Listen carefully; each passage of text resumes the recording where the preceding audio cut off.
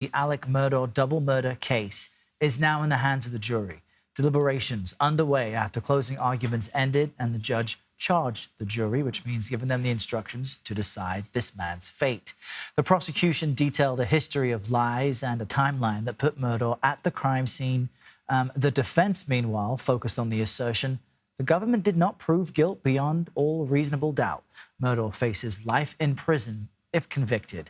CBS News national correspondent Nikki Battiste is outside the courthouse for us in Walterboro, South Carolina. Nikki, you've been there for weeks covering this trial. We witnessed and watched closing arguments today.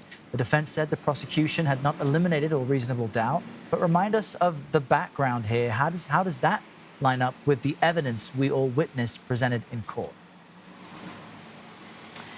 Well, really what the jury has to think about is, and this has been pointed out to them by the defense, this was a big part of their closing argument, reasonable doubt, reasonable doubt. What that means is that it doesn't matter what the jury's opinion is of the case. It matters whether or not the prosecution has proven that Alex Murdaugh is guilty of double murder and possessing two weapons beyond a reasonable doubt.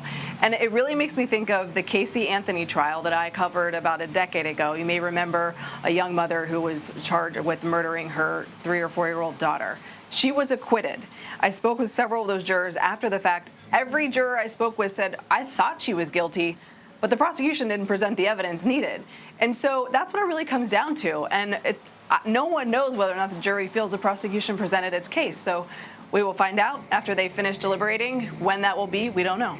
Errol and Elaine? Nikki, that's a fascinating detail because in the court of public opinion, Casey Anthony was determined guilty. And to your point, what matters is the evidence shown to the jury. And as far as Alex Murdaugh, plenty of suspicion that this person can't be trusted. And of course he did it.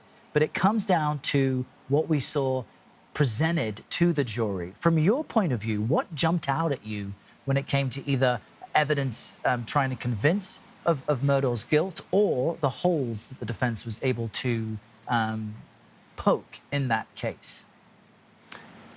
Well, what's interesting is that the prosecution's sort of evidence is really a very detailed timeline given essentially entirely by cell phone evidence, but it's so specific and there's so much of it that you get this picture of what Alex Murdaugh was doing that night, down to like minutes before and after these murders were allegedly to have occurred.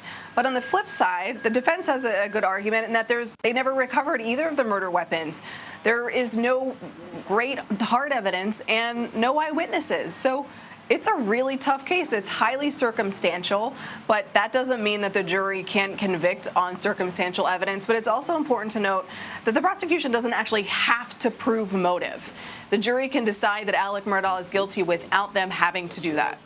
Elaine and Errol? It's fascinating because this could still go either way. As I mentioned, you've been covering this since the beginning, been there in town, speaking with locals. I know that initially folks were reluctant to even give their opinion on this family because they have been so powerful for so long.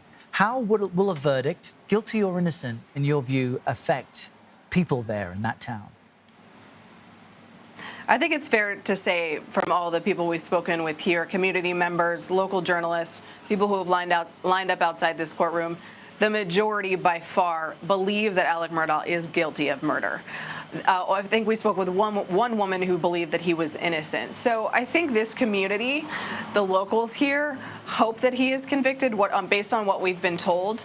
But I do think that either way, they have it in the back of their mind, and a few of them have mentioned this to me, that they believe if he isn't convicted, that he still will spend the rest of his life in prison eventually for all of these financial crimes that he has now admitted to during this trial.